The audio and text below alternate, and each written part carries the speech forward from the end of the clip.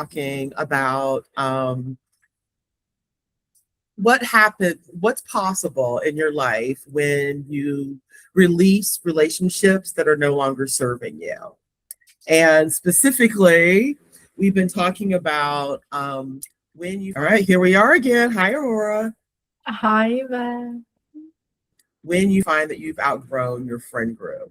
What's possible in your life when you release relationships that are no longer serving you? And specifically, we've been talking about it feels to me like one of the big transitions into like becoming an adult. I feel like when I was younger, when I was a kid, relationships were a lot more about proximity, recognizing when you outgrow your friend group. I have some notes. So I am going to be looking at my notes while we're doing this because I wanted to make sure that we talked, because Aurora and I can just like get totally off track and talk about like a gazillion things. That's right.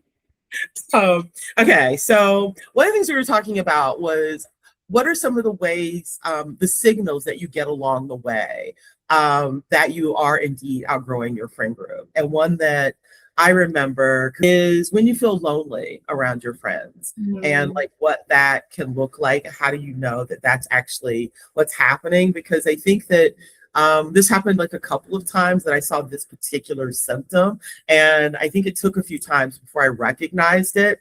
But one of like, how would you know? Like, how do you know that this is what's happening? And one is you find yourself not interested in what's going on. So for me, I remember being at a dinner party and being on my phone. Oh.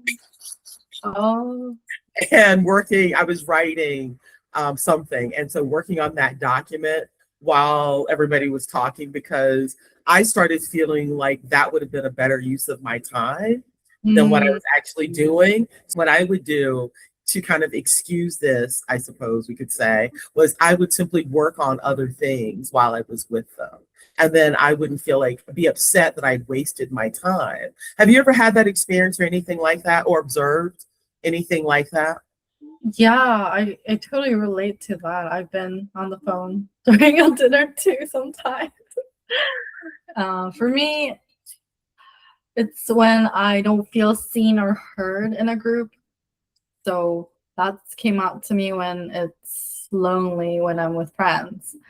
One experience I had was when I was trying to make friends in a local after college community, and I joined a conversation with like 3 to 4 people, and what turned out to be my experience was they would talk amongst themselves and not make eye contact with me, and for extended period of time in the conversation, and that made me feel left out and made me think I wasn't included. That's one experience I had. That not feeling seen makes you question, like, why am I making time to be with these people, right? One of the things that we talked about earlier that's I feel like we were sort of celebrating this is standing up for yourself. And so recognizing these situations and recognizing, like, why am I making time for people who don't value my presence, right?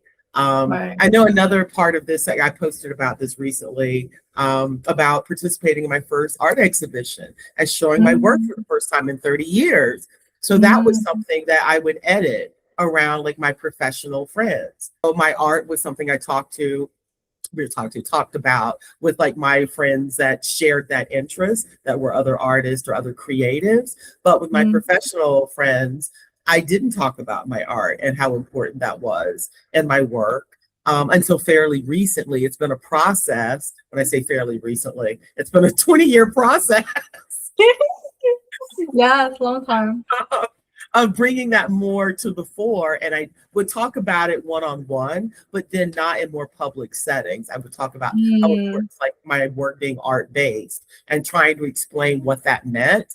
But I feel like it was a real turning point when I allowed the art based part to lead, or identifying myself as an artist researcher first. I feel like that was a big shift. And so it made me reflect on those past episodes in my life when I was editing myself, because I didn't feel that all parts of me were welcome. And I think that it's particularly as women, we're so conditioned to being appropriate and being acceptable, making other people comfortable. I mean, yes, I think that particularly for me being a Southern woman, it's very much part of the culture that I was raised in. And so I think, I was sort of primed to be a people pleaser, even though a lot of aspects of my personality are contrary to that. So I think that one of the things that happens when we're outgrowing our friend group is that we have to notice these things that we're doing to accommodate other people and at the sacrifice of ourselves. That's definitely so okay, just really quick to summarize, we just talked about 3 ways to know you're outgrowing your friend group. If you find yourself editing yourself, you don't seem seen or included, or if you're feeling like relief when you get away from them, or when plans are canceled because you feel like there's better uses of your time or there's something you'd rather be doing. Those are all signs to pay attention to. And Aurora and I very interested in continuing and maybe we'll be doing a series, I think, around this and talking about how we are using this to propel our growth and what's next for us. Okay, stay tuned. We can't wait to share more about what we have brewing. Do you want to tease anything? You want to say anything about what's coming? Yes. Well, I can share a teaser about the next question we might be talking about. Have you thought about a question of such as, am I a bad friend for wanting more? Ooh.